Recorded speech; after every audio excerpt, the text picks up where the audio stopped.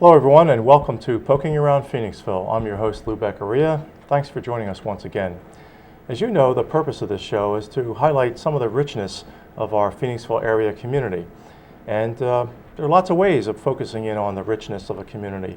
We choose to do it by focusing in on sometimes the little known, unusual, and interesting facts about our area. And in other cases, it's about the interesting people who have interesting backgrounds. And that's the case today. We have with us our guest, Connie Bretz, who has a very fascinating background. Someone may call it a Renaissance background, if you will. She's been a serious bicyclist, an oral storyteller, a writer. She writes a column at the Phoenix here in town. And she's done many other things that we're going to find out about. And she is definitely a part of the richness of this community. So, Connie, thank you for being with us. My pleasure. Let's start out with biking. How did you get into the bicycling lifestyle, so to speak? And can you tell us all about that? I didn't get into the bicycling scene. It was foisted on me. I always wanted a bike. And when I was 10, I did get a bike for $5. And my father had said, "You cannot ride in the street."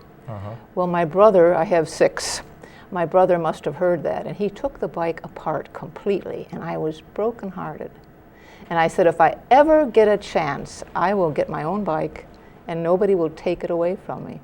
So I've had a bike for years and years, and just enjoy it as a lifestyle. I do my errands on the bicycle, and I recently, 1994 and 1996, joined the Keystone people in Shippensburg. They serve senior citizens, and they have a games day once or twice, maybe sometimes a weekend up in Shippensburg, and senior citizens 55 and older are able to go. They pay a small amount for a room in a dormitory, and they can participate in anything from bicycling to throwing darts. Is this what's called the senior games? Yeah, the senior games, yes. Okay. Table tennis, bowling, you name it, and they do it. And it's a lot of fun, and Jan Ayers, who works at the Phoenixville Library, told me about it because she saw me riding my bike at the high school. I actually go to the high school before all the construction, that is, and go around the parking lot because there are no cars. So she said, "You ought to go to Shippensburg." I said, "What's at Shippensburg?" She said, "Oh, you'll like it. We go." And she and her husband are bicyclists. And she encouraged me to go, so I did go, and I took my old Raleigh bike, which was bad to begin with, and I rode the 5 miles and was off to do table tennis. And they immediately, after you take the bicycle ride, record it electronically so that you know what time you did. And I didn't know that I won the bronze medal because I wanted to play table tennis. So I was off, and then I won the bronze, and the community got together, the community of Phoenixville, plus a lot of friends outside, and raised money for me to go to San Antonio. And I was qualified then to go into the national. Oh, how about that? Which was a tremendous experience. The national experience is just like the National Olympics. They have each state dressed in uniforms to represent that state, and they're all competing against each other. And what I'll never forget is this one woman with long gray hair was carrying the torch. And I thought, I hope her hair doesn't catch on fire. How much practice actually goes into the senior games? I mean, is it something you really train for, like the Olympians do, the younger Olympians do? I think it's all what you want to do. Or is it more of a casual thing? Yes, Mark Connolly, who's very involved in civic activities around, asked to be my manager, and he said, "I'll write a letter and gather all this money and you'll go to San Antonio. And you need a trainer." And I said, "Well, what would the trainer do?" And he said, "Well, he'll tell you what's wrong with your style." Well, I just didn't think I wanted a trainer, so I began to take a minute timer out to the hospital parking lot and timed myself just going around and around and around, very monotonous. But it helped to increase my speed. And what was funny when I went in 1994 and won the bronze medal is right after the race, my material fell apart. The chain fell off the bike. Oh, my Lord. And after they bought me a new bike for the national competition, it was tremendously interesting how much time I gained with an efficient bike. I have what's called a Lotus bike, and it's top-notch, or was about 5 years ago. Now, did you have a corporate sponsor? Because you made reference to they bought me a bike. Yes, PNC Bank, Schuylkill Friends, and any number of people in business, relatives, and just friends chipped in. And PNC Bank had, on Nut Road, had a big box, and people just threw money into it. Okay. So if someone in our viewing audience wanted to actually become a senior Olympian as well, what is the cost roughly to do this? I mean, it's not something you just sign up and do. It sounds like there's a little bit of cost involved. It's very inexpensive because what you're paying for is an overnight dormitory room at Shippensburg. And it's summertime, and so the... Okay. But the cost kind of escalates if you go to the Nationals. If you're good enough to go to the Yes, Nationals. to go to the Nationals, you're going to fly. And of course, that's an amount to consider. So you want a really good bike or whatever equipment you're taking, whether it's a tennis racket, because they play tennis too. You want the best quality. Okay. How many different events do they have at the Senior Games in Pennsylvania, Connie? I can't tell you exactly, but I just looked at the catalog because I thought you'd ask me that question. And I think they have about 40 events, things you wouldn't think of, perhaps. Like you mentioned table tennis, for example. Yes. Yeah. And so darts. You don't have to be, a super athlete necessarily no. to be involved in the Senior Games. Yeah, I want to emphasize that. You don't have to be a super athlete. Okay. If our viewers wanted to take advantage of this program and maybe look into signing up themselves, how do they go about doing that? Well, go to your public library and find out the address of the Keystone Games. Okay. They are in Shippensburg, but there's another address. So, of course, you want to get the right address. And write to them and say you want to register, and they'll tell you how much, and you're off. Okay, great. Let's shift gears for just a second. Another aspect of your background is that, as you've told me before, you're kind of a local historian. So could you tell us a little bit about how you got interested in the local history of Phoenixville and how you go about practicing it? Yes, well, I lived in Valley Forge 3 years and then moved to Phoenixville. Have been here 36 years, and I don't think you can be in this area without knowing that George Washington slept here, and he slept there, and he slept everywhere, and seeing signs of the Paoli massacre and this and that, and you begin to get interested in spite of yourself. I wasn't interested to begin with. What really sparked it was Dave Fries Jr., who started practically single-handed the Historical Society, and I think he's been on your show. He has been, yes. Yeah. And 1976, which was the bicentennial year. So people were very patriotic at that time, and I wanted to be on the committee, and was teaching kindergarten in Pottstown at Lincoln School at 8th and York, and really was too tired to go to any meetings, so I pushed it off on my husband. I said, why don't you be on the bicentennial committee? And he was. But I began to get interested little by little, and articles started for the Pottstown Mercury and for the Phoenix, and I just sort of headed into local history because there are so many references, and the interest in the Historical Society was another type of stimulus for me. What are some of the aspects of the local history here in Phoenixville that our viewers may not know about? A lot of people know about the fact that this was a center for Majolica, for example, pottery. I was just going to say that. You were going to say that. But are there other things, that we may not know? For example, about the iron and steel industry, some aspect of it. Yes, there are. Or some famous people who may have lived here. There are so many things that we don't have enough time, Lou, to talk about them all. But I'll talk about one. And I brought a visual to show you. I collect bells, and I had an old piano in my house. And a friend came over and he said, I know where there's the biggest bell you could ever have, and it would never fit on your piano. And he said, it's in Reeves Park, which is right across from Phoenixville Public Library. And he said, it's buried there, and it's used as a flower pot.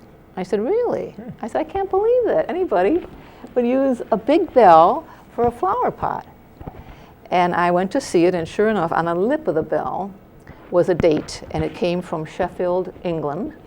And so, being a bell collector, I wrote to the foundry at Sheffield, and they gave me a lot of information about it. I love that. And so then I tried to find out locally where the bell had been hung before it was buried in the park and why it was buried in the park. It was difficult to find out, and one theory was that Indians might have had access to it. They didn't want the Indians to steal the bell. So I tried to find out where it hung in Phoenixville. And one idea on a postcard, on a colored postcard, actually says they think the bell came from an early schoolhouse. Well, I sort of doubted that because I felt it was too heavy. But I just kept looking and couldn't find out a great deal. But we did get microfilm pictures of the bell. The Historical Society dug it out of the ground, and they thought maybe some civic group such as Rotary or Kiwanians would like to have it near their headquarters. Nobody wanted this bell. It ended up behind the mansion house, which has an interesting history in itself, and was rusting away. So about 10 years later, two spirited citizens, one Emmett Grucci, Oh, yes. you know Emmett? Yes, very well known. Decided they wanted to know where the bell was, so one of them called me up and I said, well, it's just rusting away in back of the mansion house. Why don't you go get it? So they got a truck, and they did get the bell, and they put it right back where it was, which is across from David Reeves' statue in Reeves Park. And you know, David Reeves was the first president of the Iron Company, and very loved by the people of the community and the people who worked for the Iron Company. Connie made reference in your comments about the Mansion House having a history. What is some of the history of the Mansion House? Well, the Mansion House used to be a bakery. It was an eyewitness to the Civil War ball, which was held at the railroad station, which is now Robert Ryan's Catering and Restaurant. And it was just in a very good position to be historical. McVeigh, who lived in the Mansion House, the family of McVeigh, accompanied one of them, I forget which one, to Gettysburg with Lincoln. He was a Republican, a big shot, you know, a Republican committee man of some kind, and he accompanied Abraham Lincoln to Gettysburg, and that's notable. Also, a woman who worked at the Mansion House was related to Lincoln, we're quite sure. Oh, how about that? And what's fun about history here is that you have so many references, not only the Annals of Phoenixville by Pennypacker, but you have the autobiography of a Pennsylvanian. You have Futhi and Cope, which is a book, a hardback book that covers Chester County and not only Phoenixville. And there are so many references, letters, diaries, and people often give me things. One fun thing that I found happening was that someone shoved an old letter in my mailbox slot on the front door. And so he asked me if I would investigate it. Someone from Phoenixville in the 1800s had gone to Indiana, which was the last frontier at that time, and had gone to the White River area in Indiana and was just there to homestead and to make a living and farm.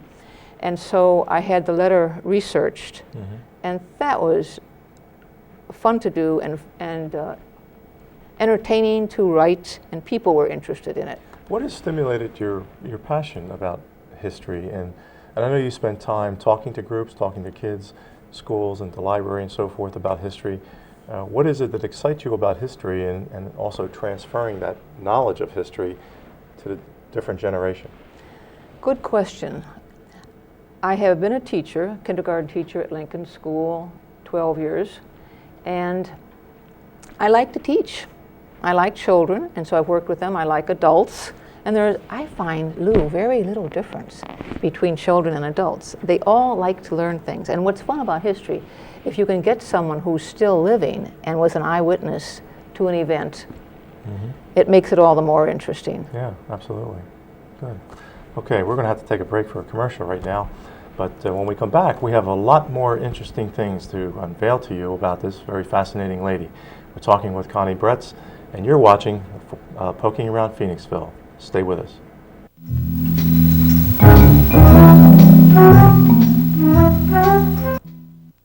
Hi, we're watching Channel 54, the Pulse of Phoenixville. I would like to say that it's not unusual for bells to be buried, and there are many reasons why they are, and one is protection. Mm-hmm. Bells were used as signals for approaching danger. And when the danger was over, perhaps they wanted to preserve the bell as a memento of the time, but it was difficult to find out locally, and we really have not found out just where the bell came from originally. And it's fun to think that someone might want to dig it up again and use it for a civic group. And display it at Reeves Park. Right. If anybody out there watching, you're involved with a civic group, this might be a nice little project to get involved in, to resurrect the bell and to cultivate the history involved in that. So, thanks. You also have another proclamation here that you'd like to talk about. Yes, what is that about, Connie? When I worked at Pottstown rather, Lincoln School, we had a farm unit. We always were supposed to teach this farm unit. And so I began to realize that the 5 counties around Pottstown are heavily influenced by the Pennsylvania German people, often called the Pennsylvania Dutch. So I thought, I wonder why people come from all over the world to go to Lancaster, Pennsylvania, to see the little buggies and the horses. But there's no day to proclaim Pennsylvania German Day or Pennsylvania Dutch Day. So I talked to the librarian, who was Sandy Hansen, who lives in Reading, and she thought it was a good idea. And we started a proclamation signing. We got all the children in the school, all the teachers, to sign a proclamation saying that we thought June 28th each year should be Pennsylvania Dutch Day. And we had a big to-do in the schoolyard. We had funnel cakes, which is Pennsylvania German, shoe fly pie. Now I'm going to make you hungry, Lou. And all kinds of things to show that these people are unique, and if they attract people all over the world, why shouldn't we celebrate them where they are? Sure. And so we wrote to the congressmen and the representatives, and sure enough, they did design, I don't know whether you can see this or not, June 28th as Pennsylvania German Day, and it still is. And what's sad about it, Lou, is that all the sects, you know, there are many sects connected with the Pennsylvania Germans, including Lutheran, which is the largest group. The River Brethren and the Amish and the Mennonite and so forth. And I found out from talking to these groups that they did not want to be honored. They did not want to be lumped into a group. You did a favor that they didn't want. Yeah, right.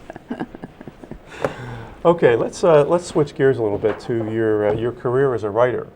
How did you get into the writing, and did you, in your writing, have you interviewed any interesting people or won awards? Yes, I've won quite a few awards, and the one I like the most is being nominated. I didn't win it, but I was nominated for the Pulitzer in 1997 for a children's story that was serialized in the Mercury, Pottstown Mercury. And I've won quite a few awards from St. David's Christian Writers Conference, which is every year and is a weekly conference held at Beaver Falls, Pennsylvania. And I've won a couple awards from the American Family, I think it's a group, American Family Society or something. And that was for my radio broadcasting. I broadcast on radio in Phoenixville for 3 summers. Oh, really? And that was a wonderful experience. What was your show about? It was called Connie Chat, and I interviewed people, Lou. Ah, so you're an old I hand at interviewed this. a lot of people. And this area is just filled with storytellers and people who are politically involved, historically involved. And it was no problem getting people to interview. I would read something in the local paper and call them up and say, hi, how would you like to be on radio? Next Sunday, send me your resume, and we'll talk. That's exactly how we do it. And I know. We have something in common. So it was great fun, and even the mistakes were fun. Mm-hmm. I had a couple who were going to sing once, and they had a tape, and so the engineer put the tape in the works, and he put it in upside down. So the music came out backwards. And the couple standing there, and the woman gets so red-faced. Karen Van Cott is her name. She was singing with her husband, and she couldn't sing. She just absolutely froze. And I kept saying, you know, sing, sing. Mm-hmm. And her husband sang. She didn't sing much at all because she was so confused. Is that the most embarrassing experience or unusual experience that happened in your career as a talk show host? Or was there one even that more was than one that? of them, and I used to pretend that we had iced tea. Like, we're having real water here, folks. We're not having iced tea. But I pretended that we had iced tea, and it was water. And I interviewed one man, and he takes a little sip, and he says, "Connie, this is the worst iced tea I've ever had." That's great. That's great. And he talked about renovating his house in Phoenixville. He took a little house that had been used to make coffins, actually, and he turned it into a beautiful little place. Wow. And he had the not cobblestone, it's a facing brick taken off the old high Gay Street Bridge. He had some of that when that was taken off.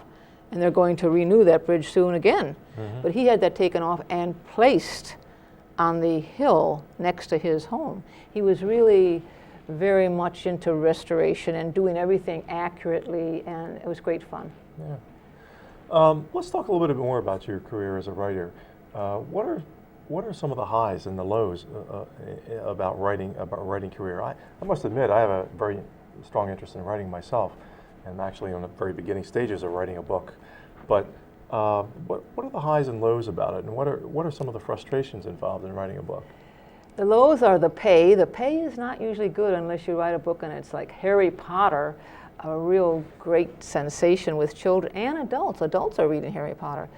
That's one of the lows. And being careful to sell the right rights. Mm-hmm. If you sell, for instance, all rights to an article or a poem, I sell a lot of poems, you cannot use it again. You have sold everything.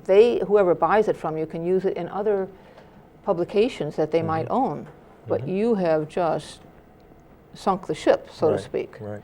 And that's a disadvantage. You want to sell first rights or limited rights or North American first rights, one-time rights, but not all rights. The fun of it, I think, is meeting people, Lou. I interviewed Alistair Cook, who was the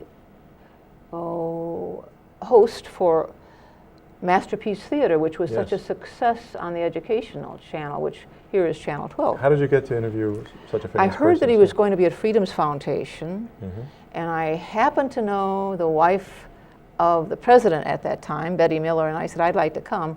She said, "Well, you really shouldn't come because you're not with the Philadelphia Inquirer, you're not with the Mercury," but she said, "You come anyway." So I did come, and I interviewed him along with a lot of other people who were interested, and I sold it to an old newspaper, which is named Grit, G-R-I-T. It used to be sold by boys and girls from the old knapsack kind of thing, door to door, and it's still going. It's now in Kansas. It was in Williamsport, Pennsylvania. It's now headquartered in Kansas. And it's 100+ years old. And that was a cover story. That was fun. His picture was on the cover of the newspaper. I love that. And that indicated that people should read that article, which just happened to be by me. It's funny how that happened. I really like interviewing people. I love writing poetry, and probably the best poem or the best circulated poem I wrote was in the Christian Science Monitor, which has worldwide circulation, as you probably know. And I wrote a poem about Christmas, the meaning of Christmas, keeping Christ in Christmas, which was picked up by someone on a computer, which is a growing problem. And she used it for her Christmas card. But she sent me a copy. She said, "You don't mind, do you?" She said, "I used your poem, but I put your name on it." So I wrote to her and I said, "I do mind." I said, "When you create something, it's yours." And there's a copyright involved, and people should not feel free to use it unless they want to pay you for it. Right. Intellectual property. Yeah. One last question about writing before we move on to oral storytelling. You mentioned a little while ago about being nominated for a Pulitzer Prize. Yes. For the benefit of our viewers, what is the Pulitzer Prize and how does one get nominated for it?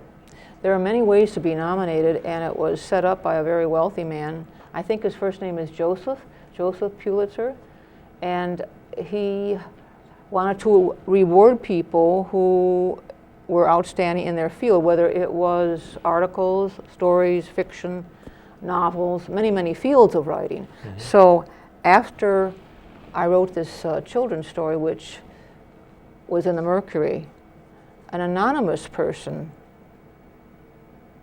nominated me. Oh. And I read about it in Writer's Market, which is a book that tells you a lot about contests. And it seems there are many ways to be nominated for a Pulitzer. Mm-hmm. And you actually can nominate yourself, for instance. Sometimes a group such as Kiwanians or Rotarians will like something you've written, and they'll nominate you. I never knew that. So yeah. Actually, just any citizen involved. And I could think there's a actually $50 fee involved, maybe higher by now, I don't know. And then they ask you, they tell you you've been nominated, and they ask you to put whatever it is you've written in a neat format, mm-hmm. like a booklet, for instance, and send it into New York, I believe it is. Is that where the headquarters yes, are for Columbia the Pulitzer Prize? University is involved in that. How about that? I learned something today. Yeah. I particularly like to interview cartoonists. Mm-hmm. I've interviewed Tom Wilson, who does Ziggy, and Tony Auth, who was a Pulitzer Prize winner for Philadelphia Inquirer. Mm-hmm. And he was fun. He told me, and I always remembered it takes 7 seconds to get the idea of a cartoon. If you don't get it in 7 seconds, it's not a good cartoon. How about that? Yes. Now, what do you find fascinating about interviewing people, well-known people like you What just I talked find about? fascinating, Lou, is that people open up. They know that you're really interested in their business mm-hmm. or their talent, and they're the expert. So what better thing can you do than tap the expert, mm-hmm. right? I have a friend in Indiana, John Van Dyke, and he's involved in 2 credit businesses and 4 corporations. Now, if I had to interview John, I would be at a loss because I don't know much about the credit business. He would be the expert, mm-hmm. and I would feed him questions. He would give me the resume. I would feed him the questions, and he would be the talker. I wouldn't have to do much work. Mm-hmm. It's really the work of the interviewee. Right. I know with me, one of the things that I like about interviewing people is to find out what makes people tick. Yes. And what is it behind the facade, so to speak, of that person that makes them tick? What makes them human? Curiosity. People are curious about things that you and maybe myself would never care about. And it's really interesting to me what people do. For instance, I was on the court. I was on court duty mm-hmm. in Westchester, Pennsylvania, and this fellow stole those big plates that are in the street. Uh-huh. Manhole covers. Manhole covers. I never can think of that. And I thought, why would you steal a manhole cover? So I started looking at manhole covers, and I'm not going to steal any, but they are pretty. They're decorated, you know? And then you find out where they come from. Some of them come from Illinois. Some of them come from New Jersey. And I thought, I can sort of understand it. And the judge asked him, why did you take that manhole cover? And he said, I wanted to decorate my apartment. Well, with that, we're going to take another break. You're watching Poking Around Phoenixville, and stay with us. We have some more to talk to you about. Stay tuned.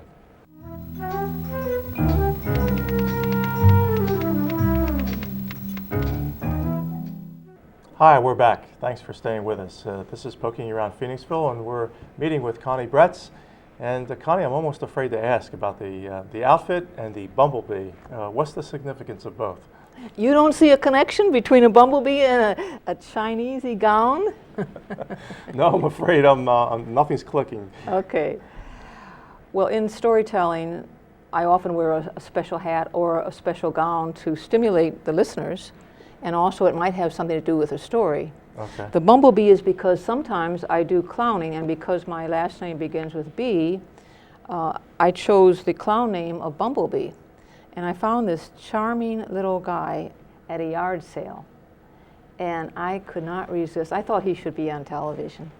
He's very beautiful. Okay. Well, that's a nice segue into the oral storytelling. So how did you get into oral storytelling as, I guess it's an avocation at this point, or is it? No, I'm a professional, and I started when I was 10 years old, and my mother had allocution lessons, which fancy word for speech, in our basement. Mm-hmm. And we had to memorize poetry. And so since I memorized it, she drafted me into the Eastern Star and the PTA and the church, and I would do my thing. I would do my recited poetry or recitations. And that's kind of how I started. And one thing we learned too, Lou, and I think it's fascinating, we learned to walk with our books on our heads, or anything that we could get on our head. And I don't want to take too much liberty with your fruit, but that was to help our posture. Mm-hmm. And posture is very important when you come on the stage, or when you sit, or when you do anything, because your body talks as well as your mouth. And you know, you want to let your body talk. Remember that song years ago?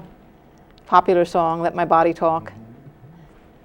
This woman ran around and she danced and she sang and said, "Listen to my body talk," you know, and it was a cute song. Anyway, it does talk. What are the satisfactions that you get out of storytelling? And who are the best audiences for that? The best thing that can happen with children or adults is that they laugh, or they cry, or when you're finished, they come up to you, Lou, and they hug you. And you know that you have touched them, you've communicated on a high level. You're not always sure what it was you communicated, but that's what it was. It's a touching. I did a program about the story concerning taps. You know, day is done, gone the sun, and it was very dramatic. I did it for the Oddfellows, no, not the Oddfellows, the Old Timers at the firehouse on Church Street some time ago. And when I was done, a man came up and he said, "Connie Bretz, I want you to know I don't cry very easily, and you made me cry." And I said, "That's good." What kind of stories do you find are best for communicating for people that way, to get to their emotions? I mean, are there particular types of stories? You never know what someone in your audience has been through or is thinking about.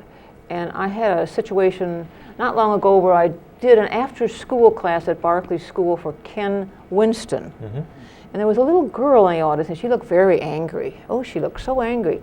As I told the story, which was about adjustment in public school, where you might meet a bully, you might be unhappy, her face softened. And I could see it visibly soften. And so when I was through, I said to Ken, I said, "What about that little girl who looked so angry?" He said, "You told her story. She hated Barclay School. She learned to like it. But she had bad experiences there at first." And so, you know, things got better before they got worse. Okay. And you just don't know who's out there. I do all kinds of stories, and some that I like the best are the ones I create myself because they come out of me. And what's great about storytelling is that you let go.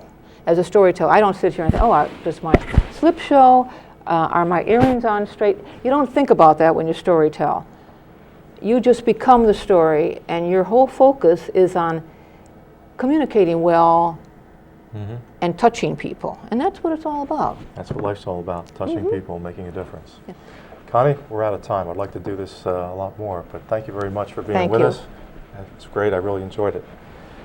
You've been watching Poking Around Phoenixville. I've been talking with Connie Bretz, fascinating guest with a very varied background, storytelling, local history, writer, participant in the Pennsylvania Senior Games and the National Senior Games. This is what makes our community rich, having people like this, and we want to bring those people to you. That's the whole purpose of this show. So we thank you very much for joining us and for tuning in each time. So we'll look for you next time. This is Poking Around Phoenixville, and I'm Lou Beccaria. We'll see you.